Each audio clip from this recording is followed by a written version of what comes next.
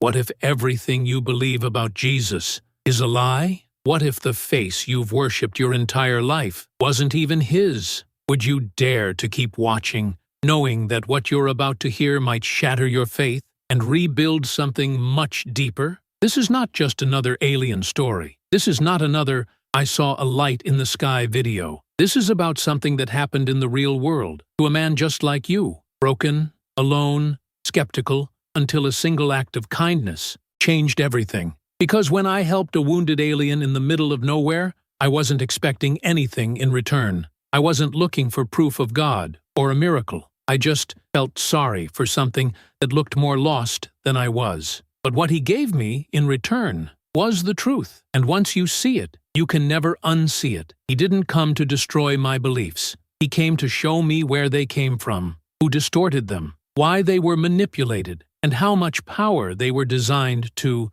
hide from me and from you. The truth he revealed wasn't a theory. It wasn't a guess. It was something his species had recorded, observed, and protected for over 2,000 years. I saw something that no priest, no church, no theologian has ever shown. I saw the real Jesus, not the one painted in cathedrals, not the one sold on TV. The man, the teacher, the activator of power you were never supposed to become. They told you to look up to heaven. They never told you God was already inside you. Told you Jesus was the only one. They never told you he said, "You will do greater things than I have done." They made you pray when you were meant to create. And now I ask you, what would you do if an alien gave you the key to all of this? If he showed you the real face of Jesus, not just his appearance, but his energy, his purpose, his mission? What if this so-called alien knew more about our Messiah than our own Bible? No, I'm not crazy. And no,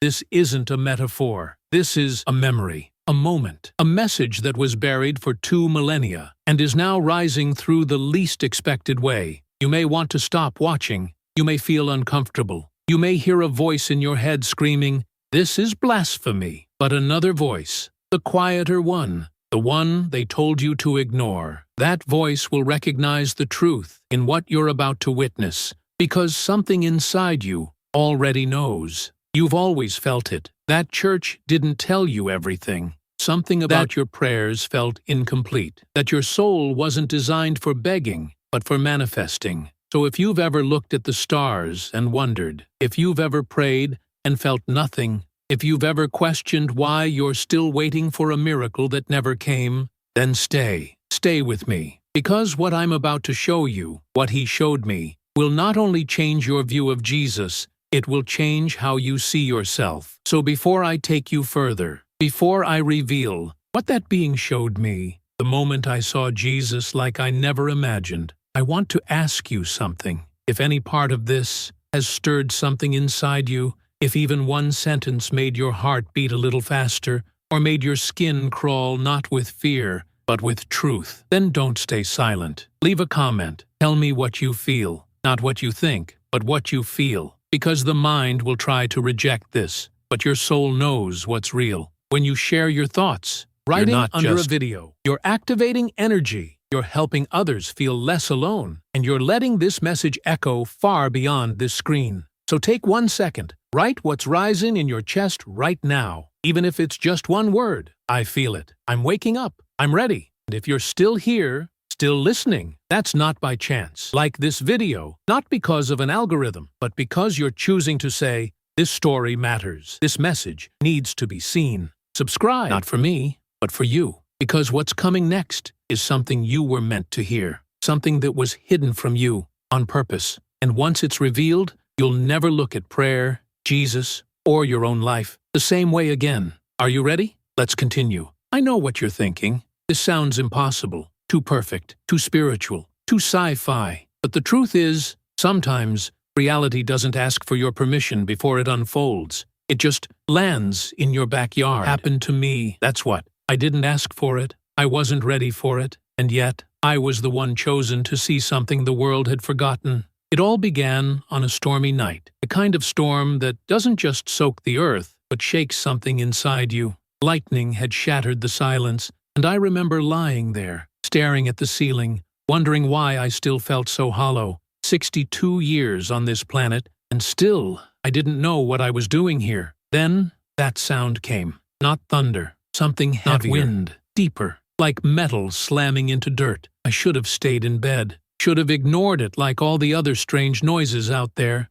But something pulled me. A quiet force, like the kind that makes a man stand up when there's nothing left to stand for. I walked out into the night, past the trees swaying like nervous witnesses, and saw it. A shape, metallic, smooth, curved, like it had been molded by sound instead of hands, and next to it, something else. Someone. Like anything I'd ever seen, and yet, he didn't scare me. Not the way I thought he would. His body was taller, more fluid than human, his skin, a shade between gray and silver, his eyes, completely black, but not empty, not dead. They were alive, aware, and focused on me. And then, he spoke, not through his mouth, through my mind. I won't hurt you. I just need help. Every part of me screamed to run, but every part of me that was tired of running stayed. I saw his ship, damaged, open panels, faint blue light, flickering like a dying breath. He said he couldn't repair it alone, that he had scanned the area, and of all the nearby structures, my old barn was the only place isolated enough to hide the craft. He saw my tools, my hands, my history of fixing broken things, and maybe that was it. Maybe the universe decided that because I spent my life fixing other people's messes, it was time I saw what needed fixing inside me. So I helped him. No questions, no drama, just one man and one being from somewhere too far to name, working side by side to bring something impossible back to life. But what I didn't expect was the conversation. While I patched fiber and sealed cracks with tools far too primitive for the task, he spoke about the universe, about God, about what we humans call heaven, and why we've misunderstood everything. He said, "The heavens you look up to don't exist the way you think. God is not up there. God is not far. God is not watching. He is within." I paused, looked at him. "So, you're saying heaven isn't real?" "No," he said, with something that almost resembled empathy. "I'm saying heaven isn't a place. It's a frequency, a state of being, not above, but inside." And then came the question that had been burning inside me since childhood. "Do you know Jesus?" He didn't even flinch. "We observed him," he said. "We recorded him. Your planet was at a spiritual crossroad 2,000 of your years ago. We came to witness how one of your kind accessed the universal field, the source, what you call God. He accessed it fully and tried to teach others to do the same." I was shaking. "You're saying Jesus wasn't just divine, he was awakened?" He remembered who he was and tried to remind the rest of you. That was the night everything started to unravel. He showed me a holographic projection, more than a hologram, a memory encoded in energy, a moment where Jesus stood in a small circle of followers, his eyes filled with fire, his voice muted, but his intention clear. He pointed to the sky, then to his chest, then to theirs. "The kingdom of God is within you." The alien paused the vision. This is one of the most important things he ever said, and it was buried under rituals, institutions, and fear. And then he did something else. He offered me proof. "Choose something simple," he said. "A number, a symbol, something random but meaningful to you." I chose 47, my ex-wife's favorite number. I hadn't seen years. "Now," he said, "hold this crystal. Focus. Don't ask to see the number. Feel gratitude as if you already have." That's how Jesus manifested. Not through request, but through resonance. I felt ridiculous, like a child pretending, but I did it anyway. I closed my eyes, held the crystal, and imagined seeing the number 47 on a wall, on a receipt, on a license plate. And I whispered in my mind, "Thank you for this sign." The next day, I saw it 5 times. An old sticker, a headline under my car trunk, a receipt total, a radio station, a license plate beside mine. 5 times, in under 6 hours. Coincidence? Maybe. But something inside me knew I had tapped into something real. And if a thought could create a number, what else could it create? That's when the alien said, Jesus didn't teach people to worship him. He taught them to become what he remembered they already were, children of the source. I want you to breathe that in for a second. Not followers, not beggars, creators. Not because they're special, but because they're connected, like you, right now, even if you don't believe it yet. And maybe you're watching this, thinking I've lost my mind. Or maybe, just maybe, a quiet part of you is remembering. So let me ask you this. Have you ever felt like your prayers go unanswered? Have you ever said, God, are you even listening? Maybe the question was never about God hearing you. Maybe the real question is, are you aligned enough to hear Him back? Because the voice of God doesn't shout, it resonates. And the truth that Alien showed me, the face of Jesus, not the beard, not the robe, but the presence. It was unlike anything I'd ever felt. Jesus didn't heal people by magic. He didn't multiply fish and bread to impress crowds. He accessed a frequency so pure that reality bent itself to match His belief. And we were told to worship Him for that, when He was trying to teach us how to do it too. And now I turn this over to you.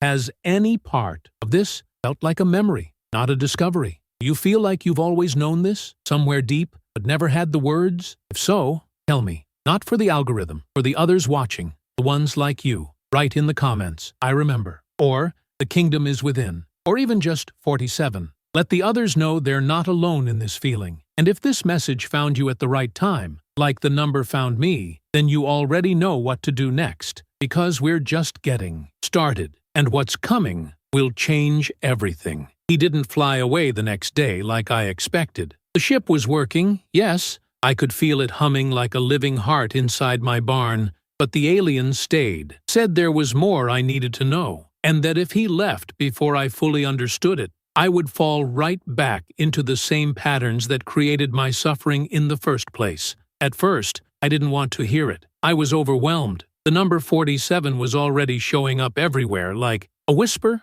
I couldn't shut out. On receipts, on clocks, in the radio station numbers, license plates. Even the electricity bill that arrived that morning was $47 exactly. I was starting to feel watched, not by Him, by the universe itself. And that was terrifying, because if I had truly manifested that number as He claimed, then what else had I created without knowing? What about the divorce, the heart problems, the years of loneliness? What if I wasn't cursed, but just misaligned? That's when the real resistance kicked in. The guilt, the shame, the quiet voice in my head that said, if you were really the creator of your life, then you created every heartbreak, every failure, every prayer that went unanswered. So I avoided Him. I made coffee. I stayed on the porch. I tried to pretend everything was normal, but it wasn't, because once you see, you can't unsee. And eventually, He called to me, not out loud, but through that same deep, silent voice that rang like a memory inside my...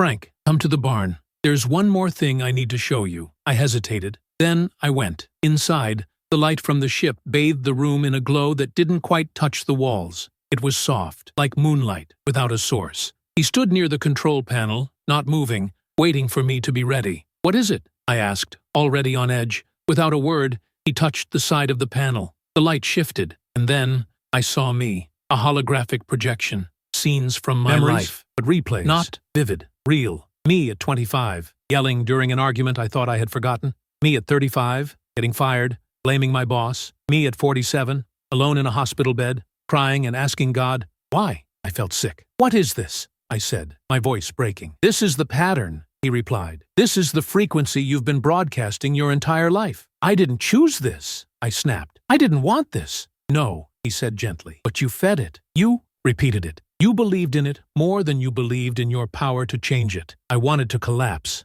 hide, vanish. You don't understand, I whispered. I tried. I prayed. I asked for help every day. I know, he said, but every word you spoke came from fear, from lack, from unworthiness. You weren't praying. You were declaring what you feared, and the universe listened. He paused, letting that sink in. Every thought is a command. Every emotion is an amplifier. Every belief is a... I turned away, ashamed. He continued. Jesus didn't say, please God, heal this man. He said, thank you. He declared wholeness, as if it had already happened. He didn't beg. He aligned. Something cracked inside me. You're saying, I've been doing it all wrong? You've been doing what you were taught, he said. And what you were taught was designed to keep you small. My knees buckled. I sat on the floor, dizzy. All those years of asking for help, what if I'd been reinforcing my powerlessness instead? What if Jesus had never wanted to be worshipped, but remembered? What if His real message was buried under centuries of ritual,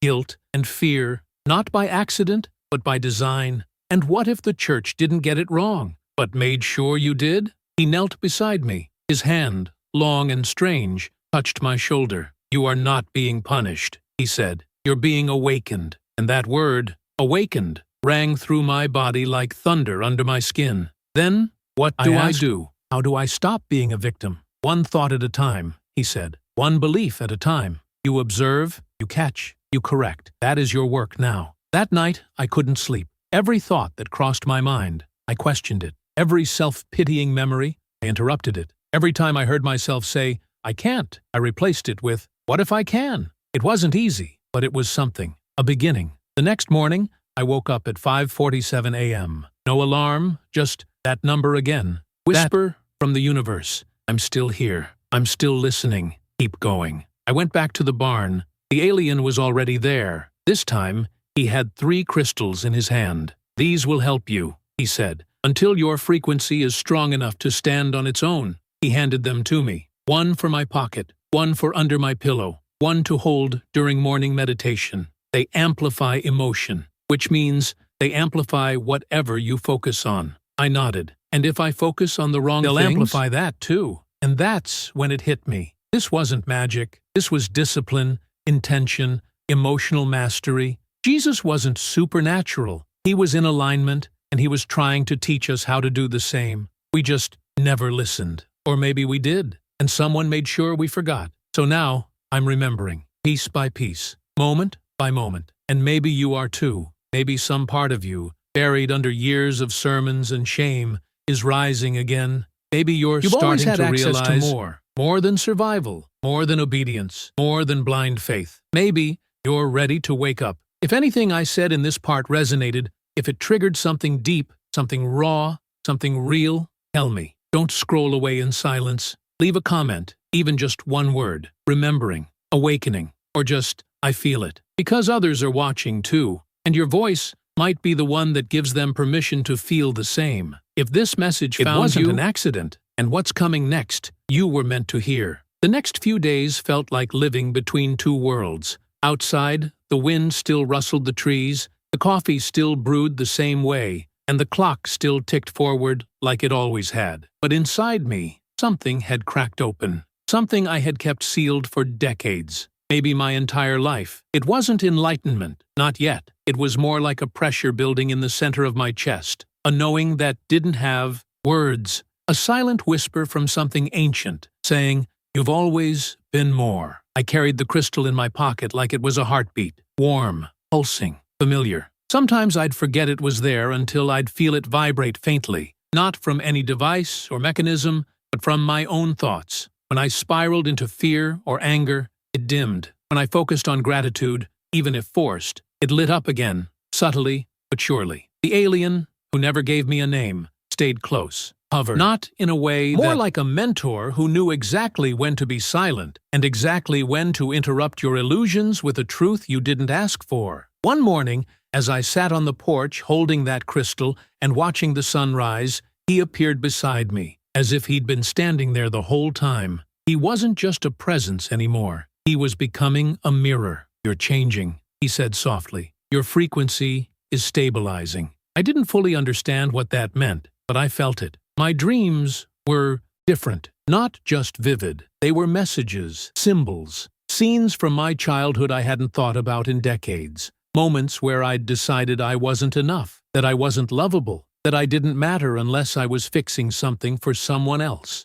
"You've spent your whole life trying to earn what was already yours," he said later that day. "That's the human sickness." What is? Believing you have to prove your worth before you can receive love. I didn't argue. I couldn't. He was right. But something was still bothering me. If Jesus really taught all this, why didn't it last? Why did it all get buried under guilt and fear? He looked at me for a long time. Then he walked toward the barn and activated the projection again. But this time, it wasn't Jesus healing the sick. It wasn't him speaking to crowds or multiplying bread. It was something else, something private. Jesus was sitting with a small group, 5 or 6. No robes, no ceremonial tone, just a man trying to explain something no one was ready to hear. He pointed to the sky, then to his chest, then to theirs, again and again. He moved his hands in circles, touching the space between them, the air, the earth. His eyes were soft but urgent. He was trying to explain unity, the alien said, that there's no separation between you and God, between you and each other. But people like separation, I muttered. It makes things easier to control. Yes, that's why they took his teachings and turned them into, obedience. I watched as Jesus reached out and touched someone in the group, not as a healer, as a reminder, a transmitter of certainty. And then he said something. I couldn't hear the words, but I felt them. It wasn't a sentence. It was a frequency. You are already divine. I turned to the alien. So, the miracles weren't the point? No, the miracles were the evidence, but the teaching was always, you can do this too. Something in me broke wide open. I had spent 60 years waiting for a rescue from God, from medicine, from fate, all while the map had been inside me the whole time. But we were never taught how, I said. Because if you knew, he replied, you'd never beg again, and people in power depend on your begging. He was right. Every sermon I remembered had one common thread. We were broken, and only someone else, someone more holy, more chosen, could save us. And yet, here I was, feeling what I hadn't felt since I was a boy. Hope, not hope happen that something might, but hope in me, in the field, in the source that lived in all things, including my own breath. That night, I practiced. No begging, no asking. I sat with my eyes closed, crystal in hand, and said thank you, not for what I wanted, but for what I knew was already mine. If I aligned enough to receive it, peace, healing, connection, flow. I said thank you until I felt it in my skin, until the warmth spread up my spine and across my chest like sunlight from inside. And the next morning, something strange happened. A call. A friend I hadn't spoken to in years. I don't know why, he said, but I woke up thinking about you. You still fix up engines, right? I've got some old stuff that needs looking at. A job. Nothing huge, nothing life-changing, but it felt like movement, energy responding, a seed sprouting,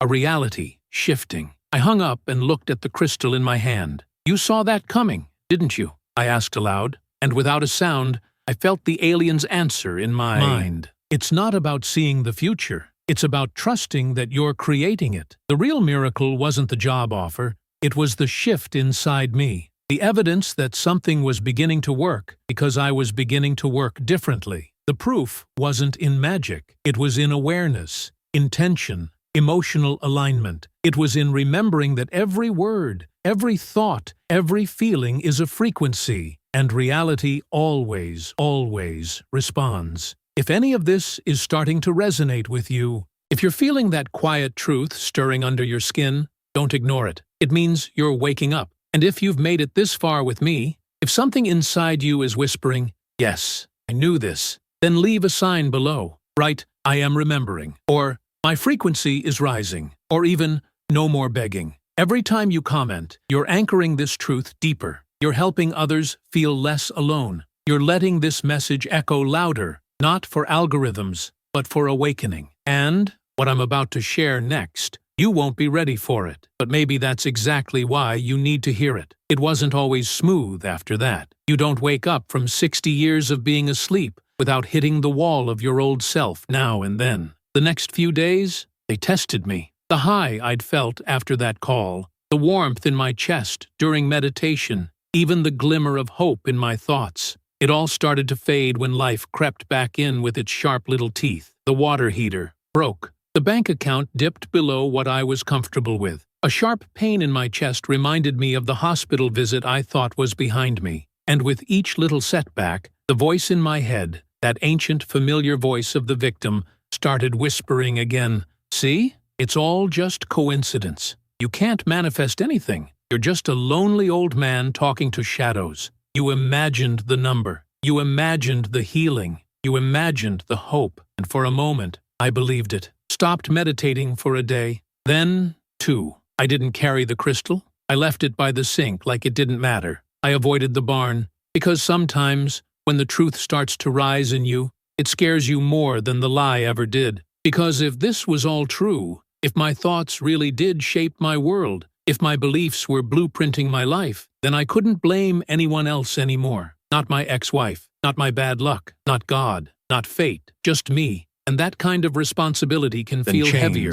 I sat in the dark one night, rain falling like whispers on the window pane, and I spoke out loud to no one. I don't know if I can do this. There was no reply, just silence. But silence is funny. When you're present enough, it speaks. And in that silence, I didn't hear words. I felt a memory of Jesus in that projection, sitting with people who didn't understand him. Not crowds, not applause, just confusion, doubt, resistance. He wasn't glowing. He wasn't floating. Supernatural. He looked tired, human, alone, trying to explain a truth that no one wanted to carry, because it meant they couldn't worship their way out of life anymore. They'd have to take ownership. They'd have to activate. And I understood then why his teachings were buried. It wasn't a conspiracy. It was fear. It's easier to kneel than to create, easier to ask than to believe, easier to wait for miracles than to become one. The next morning,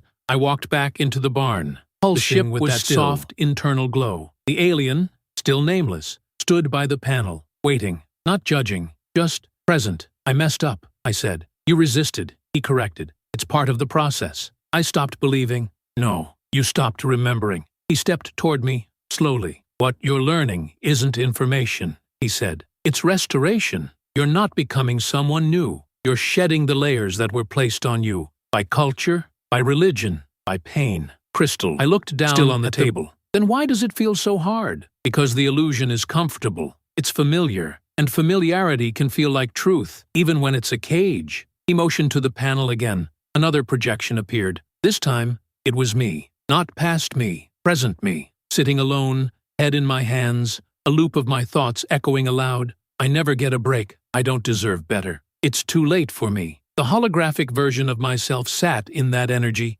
dim and heavy. And beside him appeared another version. Same man, same face, but standing tall, eyes closed, hands open, silent, radiating. What's this? I asked. 2 possible timelines, he said. Both exist. Both are yours. The one you feed becomes your life. I stared at the image for a long time. Then I reached for the crystal. As soon as it touched my skin, something shifted. Not because it was magic, because I chose. That night, I sat again in stillness. But this time, I didn't try to get it right. And with every exhale, I imagined letting go of one belief that no longer served me. I'm not too old. I'm not broken. I'm not powerless. And with every inhale, I invited something ancient to return. I am remembering. I am connected. I am the prayer, not the beggar. The feeling wasn't a rush. It wasn't fireworks. It was quiet, subtle, but real, like something in me finally whispered back, yes. The next morning, something happened. Not external, internal. Eyes and saw my room. I opened my differently, not cleaner,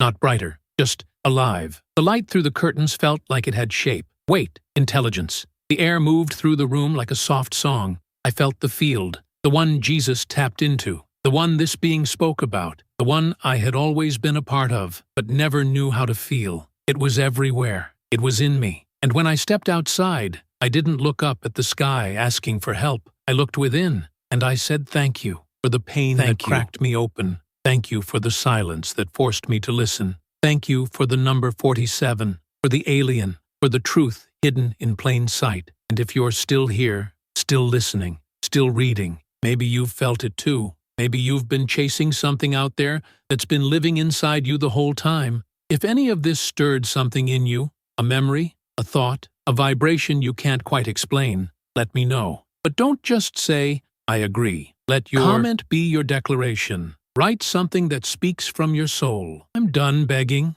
I'm choosing alignment. I am remembering who I am. Your words matter. Your voice matters. And when you share, you don't just help yourself. You become the reflection someone else was waiting for. And trust me, what's coming next will shake the very foundation of everything you thought you knew. There was one question I hadn't asked him yet. Not out loud, not even consciously, but circling me since the day I helped him up from the dirt, since the day I saw the ship, the light, and the truth behind Jesus' words. That question was simple, but dangerous. Why me? Why show this to me? Why reveal something this huge, this sacred, to someone so ordinary? I wasn't a prophet. I wasn't spiritual. I hadn't meditated a single day in my life before this. I was just a man who fixed broken engines and occasionally yelled at the sky when the world felt too heavy. And yet, I was the one holding this truth now, the one seeing what priests, preachers, and philosophers had missed. Or,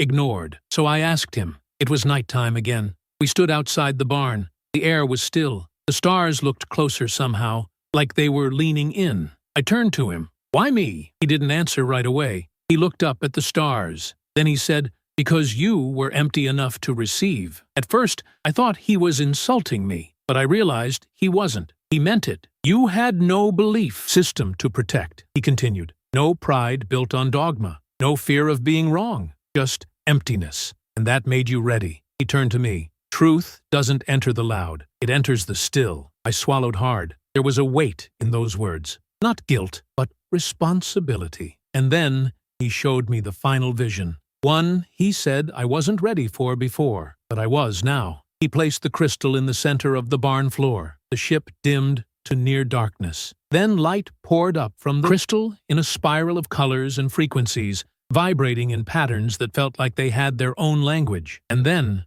the image appeared. Not Jesus this time, not the past. Me, but not the me from this lifetime. A version of me from somewhere else. I know how insane that sounds, but it wasn't a dream. It wasn't imagination. I saw myself, or what felt like my essence, in another form, a different body, different dimension, a being made of light, yet held in form. And in that vision, wasn't lost. I wasn't broken. I wasn't questioning. I was guiding others, teaching, activating, transmitting. And then I saw Jesus, but not the version I'd known from paintings or movies. He wasn't white. He wasn't dressed in robes. He wasn't speaking in parables. He looked almost normal, but there was something behind his eyes, something that felt older than time, but also completely present. He wasn't preaching. He was demonstrating. He touched a person's chest, and their body lit up like a tuning fork hit perfectly in resonance. And that's when the alien whispered something that shifted everything. Jesus didn't come to show you what he could do. He came to show you what you had forgotten. In that moment,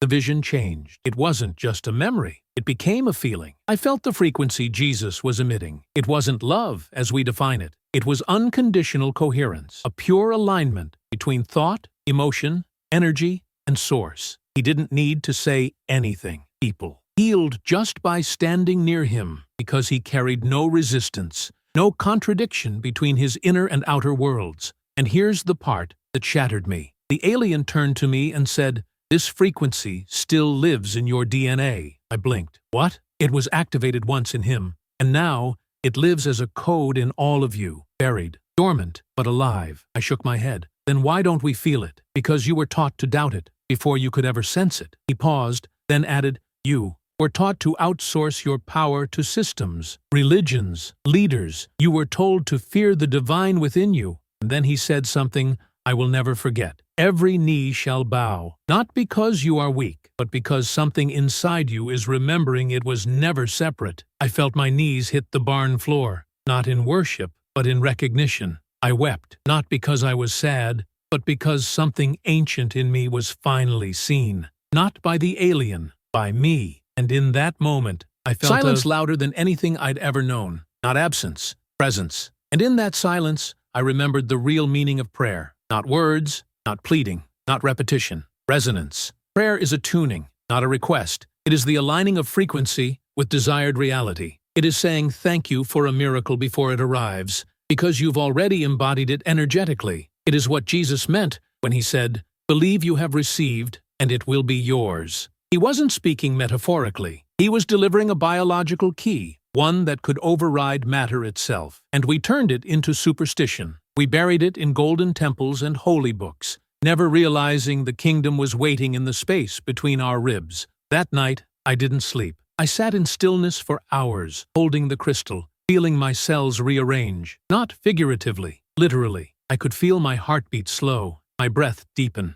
my skin tingle with a current I didn't recognize, but didn't fear. I was shifting, and I knew this wasn't just about me. It was about all of us. This is why the truth was hidden. Not because it wasn't beautiful, but because it was too powerful. Because a world of awakened creators cannot be controlled. Because you cannot enslave those who remember they are divine. And maybe, just maybe, that's what scared them the most. If this reached something inside you, if your hands are warm, or your chest feels different, or your breath just slowed without you thinking about it, Don't just sit with it. Speak it. Write it in the comments. Say something only your soul would understand. Maybe it's, I carry the code. Prayer is resonance. I remember the frequency. Let those words echo beyond this screen, into the field, into others, into the grid that's waking up right now through people like you. You're not here by accident, and what's about to happen next is the moment you've been waiting for your entire life. I don't know how long I stayed in that state. Time stopped making sense after that night. Not because the hours blurred together, but because I stopped measuring reality by clocks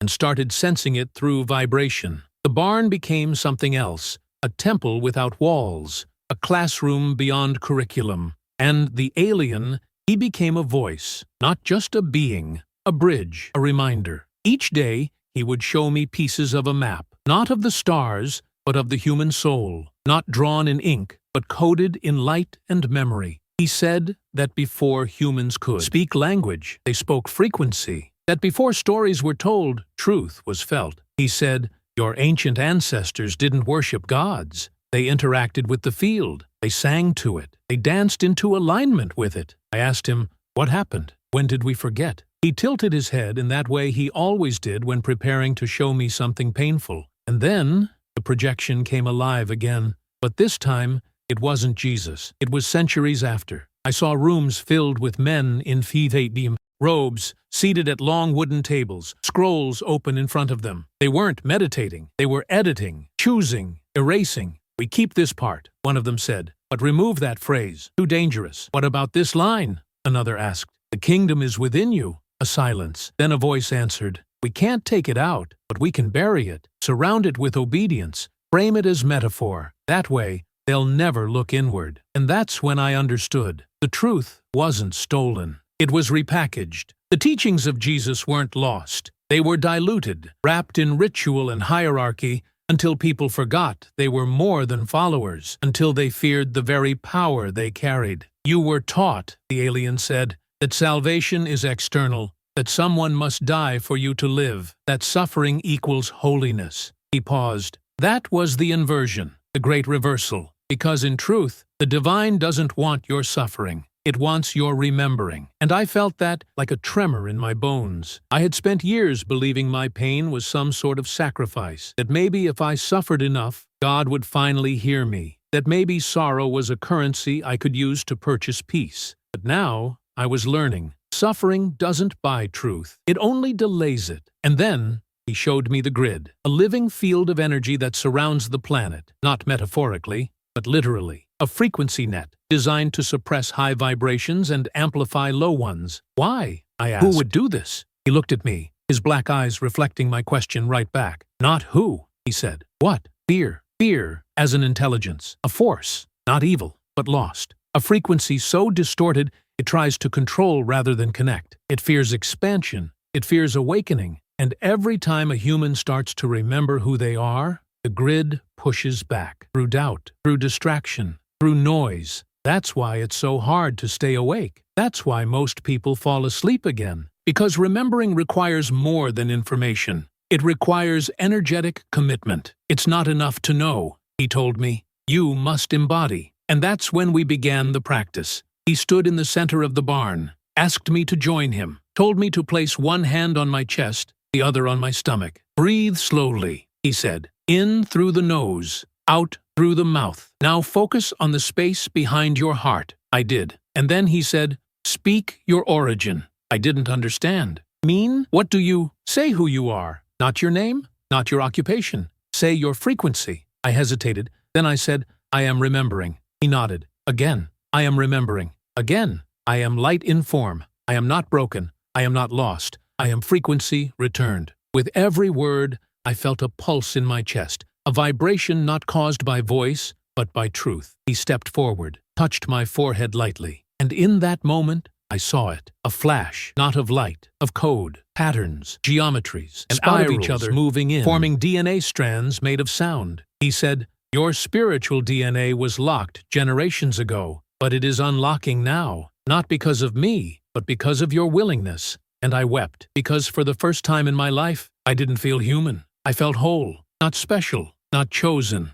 just aware, and that was enough. You don't need permission to remember. he said. You don't need authority to align. You don't need ritual to rise. He paused, then added, Jesus didn't come to. He came to end separation. The vision faded, the light dimmed, and we stood there, two beings from different stars, sharing a truth older than both of us. And I knew this wasn't a story to be told. It was a frequency to be felt. And maybe, just maybe, you're feeling it right now. Maybe something in you is vibrating differently than it was before you clicked this video. Maybe the space behind your heart feels warmer. Maybe the thoughts in your mind have softened. Maybe you've stopped asking if this is true and started asking why you always knew it was. And if that's the case, don't keep it inside. Let this energy move through you. Write something in the comments that doesn't just come from your mind, but from the place that remembers. It could be, I carry the code. I was never separate. Jesus came to end division.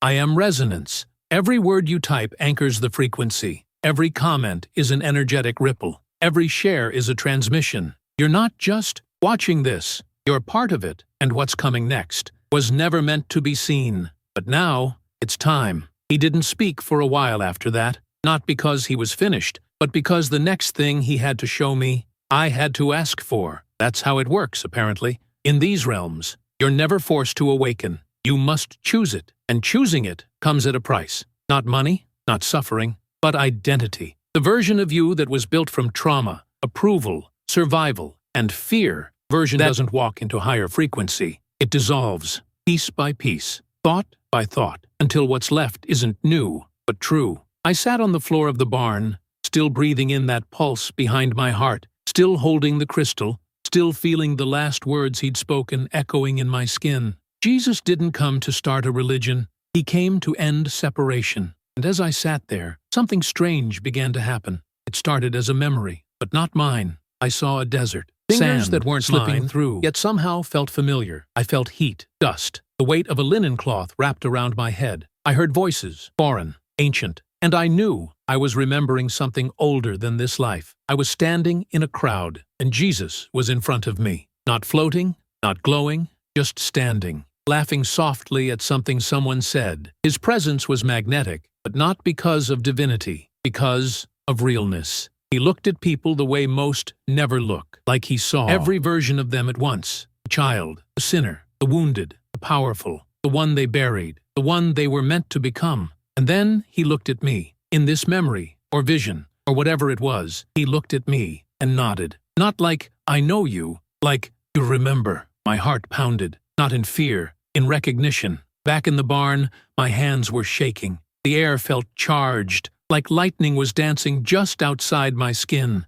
The alien stood near the wall, watching me. You're accessing the layers, he said. The ones buried beneath time. I asked him, my voice barely audible. Was I there? He stepped closer. Many of you were, not just once, but across lifetimes. You return again and again to remember what was taken, to rebuild what was broken. I closed my eyes, but the memory remained, stronger now. Jesus walking between crowds, not preaching, but transmitting, saying things that never made it into books. Don't chase the kingdom. Realize you are what the kingdom is made of. You are not a servant. You are the seed. The Father is not above. The Father is within, and the Mother is the earth. Together, you are the child. I opened my eyes. Tears. I wasn't just remembering a man. I was remembering myself. The part of me that always knew the churches didn't tell the full story. The part of me that felt God most when the wind brushed against my face. The part of me that asked questions I was told not to ask.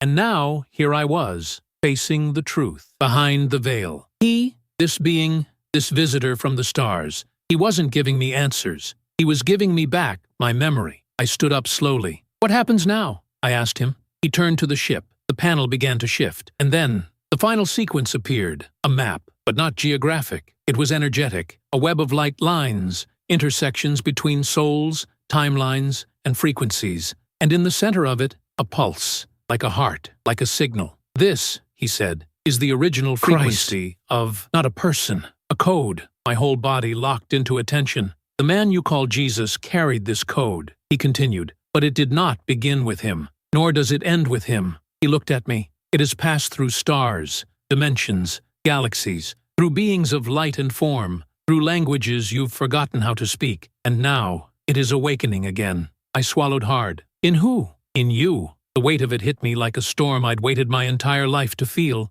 And maybe you. Because if you've made it this far, if something in your chest keeps nodding along, not logically, but spiritually, then maybe this code lives in you too. Maybe that's why the system told you to fear it, to kneel, to obey, to ignore your intuition. Maybe that's why you've always felt different, why the sermons left you hungry, why the prayers always echoed back unanswered. Not because God wasn't listening, but because you weren't speaking in your true voice. And maybe, like me, standing at the edge of remembering something enormous. He turned off the projection. The barn fell into darkness, except for the soft glow of the ship behind him. "You asked why we came," he said. I nodded. Yes. He stepped closer. His eyes, deep black pools, didn't blink. Because humanity is approaching a convergence, a choice, between collapsing into artificial identity or rising back into cosmic memory. I could feel it. This wasn't just about me anymore. This was about the field, grid, the earth, about how many would be ready, and how many would fight to stay asleep, wrapped in the warm blanket of false narratives and comfortable lies. "What happens if we choose wrong?"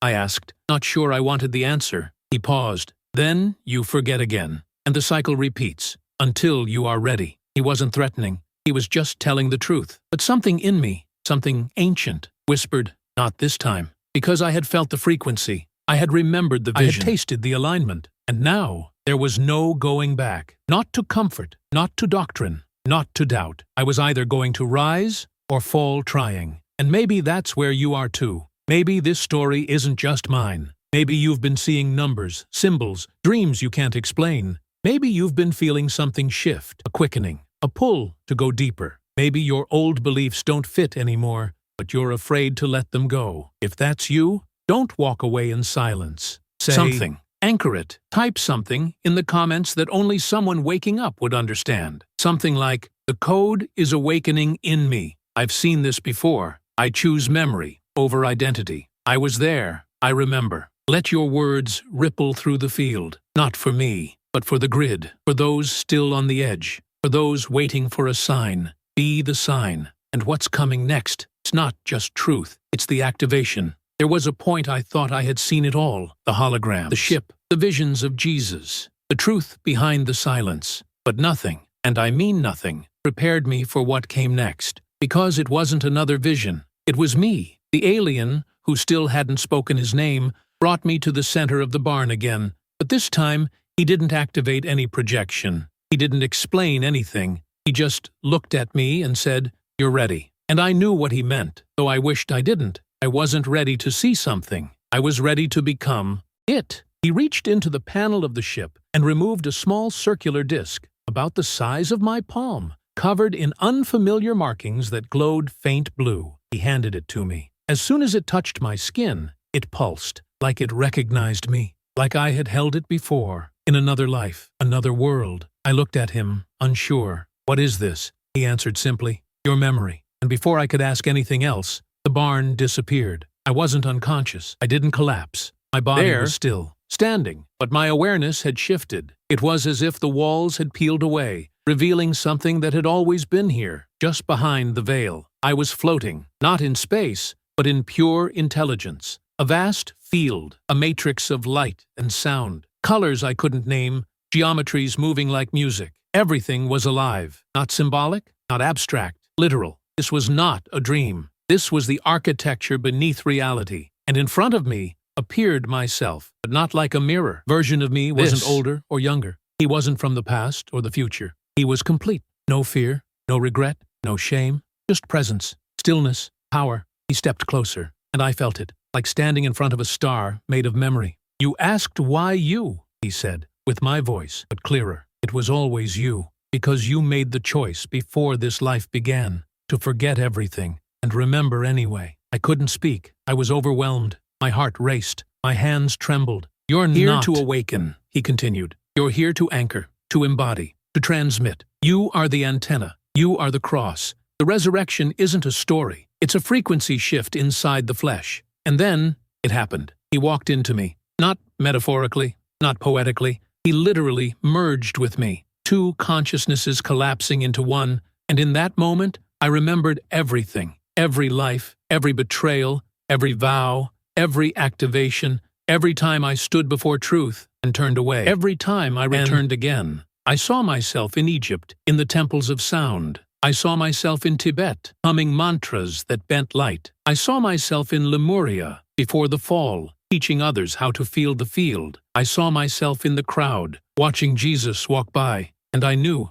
I had followed him lifetime after lifetime, not to worship, to witness, to remember, and now to continue. Back in the barn, I fell to my knees. My body was vibrating, not shaking, literally resonating. Had become like every cell fork. I could hear my blood. I could see the breath I exhaled in particles of light. I could feel the ground beneath me as part of me. The alien approached slowly. "You've reinstalled the frequency," he said. I turned to him. "Why does it hurt?" He didn't flinch. "Because the version of you that needed to die is dying." And that's when it hit me. This wasn't a moment of glory. It was a crucifixion, not of body, of ego. The part of me that always needed proof. The part that feared rejection. The part that worshipped safety more than truth. That version was breaking, and it hurt. Not like a wound, but like a release. Like screaming out the lies I'd believed for too long. Like tearing down the scaffolding of my false identity. Like standing naked in front of the fire and choosing not to run.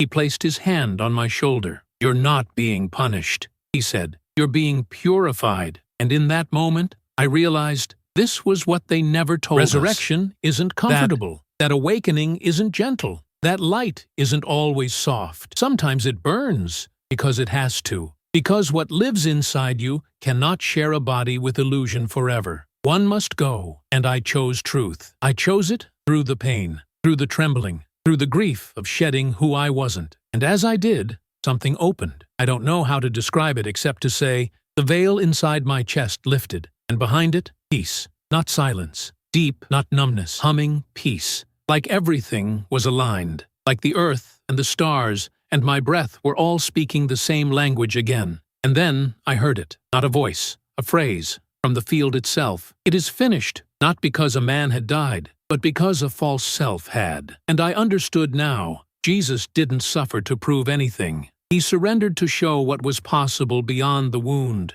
The Christ wasn't a man. The Christ was a frequency, a template, a memory of our original state, unburdened, untamed. And now I had touched it. No, I had become it. And maybe you feel it too, right now. Maybe your skin is buzzing. Maybe tears are rising. Maybe your heart is pounding, and you don't know why. Maybe your body knows what your mind is still trying to believe, that you're not just watching this. You're in it, because if this message found you, it's because your soul sent for it. So if something inside you has cracked open, even just a little, let it breathe, let it speak, let it say, I choose to die to who I am not. The Christ is not coming. The Christ is awakening in me. I am ready for the veil to lift. It is finished, and it is just beginning. Type what's true for you, even if it scares you, even if it's just one word, even if it's just, I feel it. Let this part of you speak, anchor, transmit. Because what happens next will change everything. The barn was quiet again, still, but the silence wasn't empty anymore.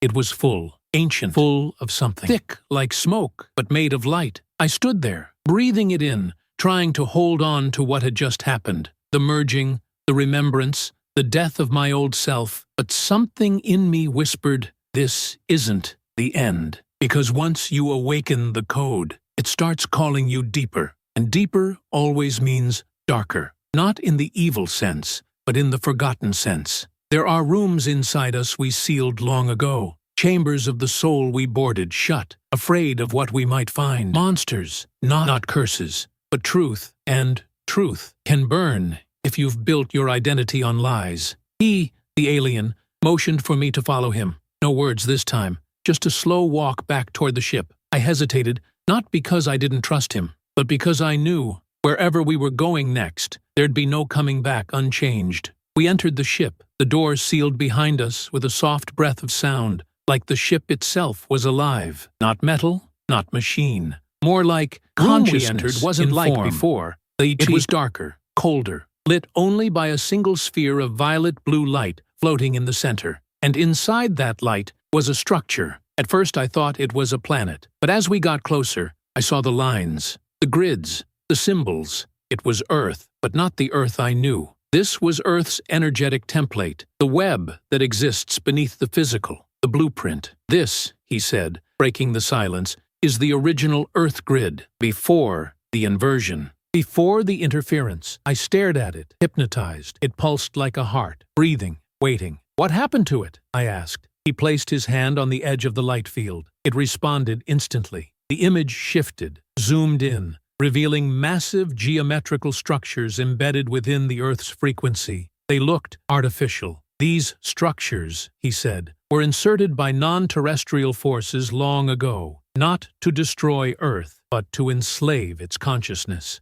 I swallowed hard. He looked at me with a softness I didn't expect. Because your species is powerful beyond comprehension, you carry a frequency that can alter timelines, collapse illusions, and restore galactic memory, but only if you remember. He stepped into the projection, now standing inside Earth's energetic grid. They feared what would happen if the Christ code spread, if it activated in enough humans, if it reached critical mass. And then, the projection changed again. I saw a timeline split, two versions of Earth overlapping each other, one glowing, free, filled with light, flowing between humans like rivers of gold. No leaders, no temples, no saviors, just coherence. And the other? Dark, mechanical, orderly, controlled, where people weren't people anymore. They were products, programs, prayers said out of fear, not knowing they were feeding the very grid that trapped them. You're living in the overlap, he said. Both timelines still exist. Both vibrate in you, but only one embodied at a time.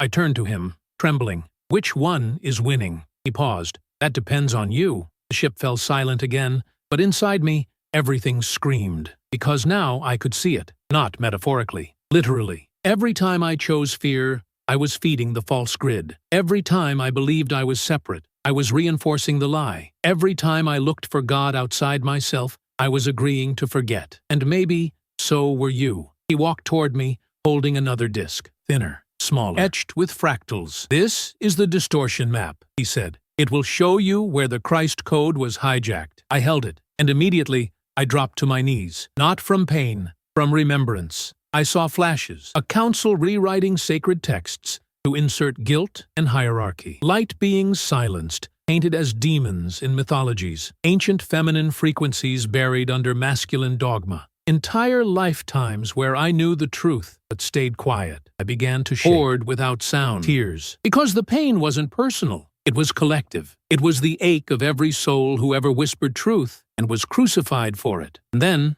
I saw it. The false light. Bright, seductive, familiar. It looked like holiness. It felt like peace. It even spoke in the language of love. But it was cold underneath. Programmed. Scripted. You've seen it before, the alien said. The false light is more dangerous than darkness because it pretends to be salvation. I looked up at him, breathless. How do I know the difference? He stepped back and said something I'll never forget. Real light never needs to be obeyed. It only asks to be remembered. That's when I understood. Everything was inverted. They taught us to fear what we should have trusted, to follow what we should have questioned, to worship what we should have embodied. And that's why Jesus was dangerous. Not because of what he said, but because of what he refused to say. He never told anyone to worship him. He told them to remember themselves. And that was the ultimate threat. I stood again, holding the distortion map in one hand and the activation disc in the other. This isn't about belief anymore, I whispered. It's about frequency. The alien nodded. You are not here to convert. You are here to vibrate differently. He walked toward the center of the ship, placed his hand on a panel,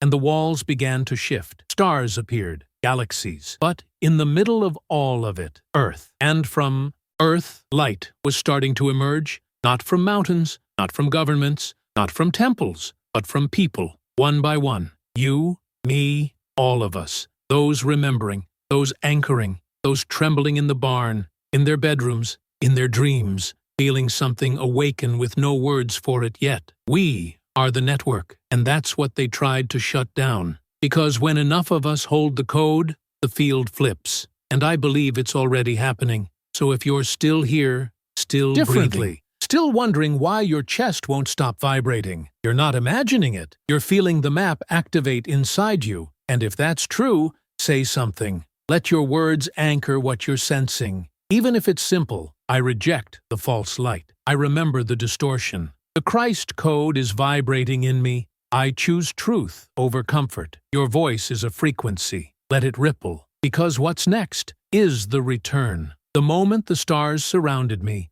something in my chest finally exhaled. Not my lungs, my soul. Like I had been holding my breath for lifetimes. Waiting, hoping, wandering through incarnation after incarnation, searching for something I couldn't name. And now, here it was. Not as a voice, not as a vision, but as stillness. I stood inside the ship, watching Earth spin slowly beneath us in the holographic projection. But for the first time, I didn't see a planet. I saw a mirror, and inside that mirror, I saw you, all of us, sparks. The alien turned to me, his expression unchanged, but his energy softened, like he was finally allowing himself to feel what I was feeling. Not detachment, not superiority, just recognition. You've completed the reactivation, he said. You've aligned memory with embodiment. I blinked slowly, letting those words sink in. They weren't just affirmations. They were instructions encoded in every cell. Memory is not enough. Truth must become motion. Belief must become breath. Spirituality become the way you walk, speak, look, love, forgive,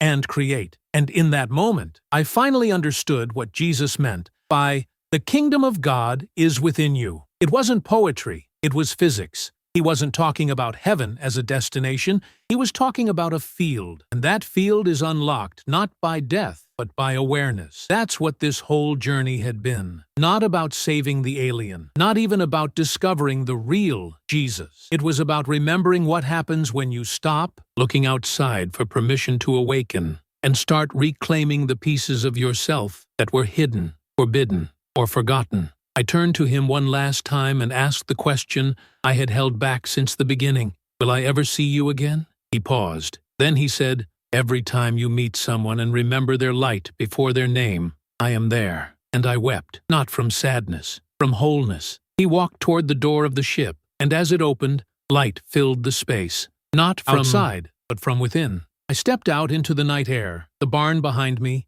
the earth beneath me. But something had changed. It wasn't that I had returned to Earth. It was that I was finally present in it, fully. No veil, no fracture, no pretending. The stars above no longer looked like mysteries. They looked like family. And the wind didn't feel empty. It felt like the voice of Source itself, whispering, welcome back. I looked at my hands, the same, but different. They no longer carried. They carried signal. From that moment forward, I wasn't just living. I was transmitting. Everywhere I went, the frequency went with me. Every conversation became an opportunity for remembrance. Every silence became sacred. Every pair of eyes became a doorway to eternity. And I knew this isn't a message to be preached. It's a vibration to be held. That's why, even now, as you sit there listening to this, it's not my words reaching you. It's the part of you that's been waiting to be spoken to and spoken through. You're not just the witness of this story. You are the continuation of it. And if anything in this journey stirred something in you, a memory,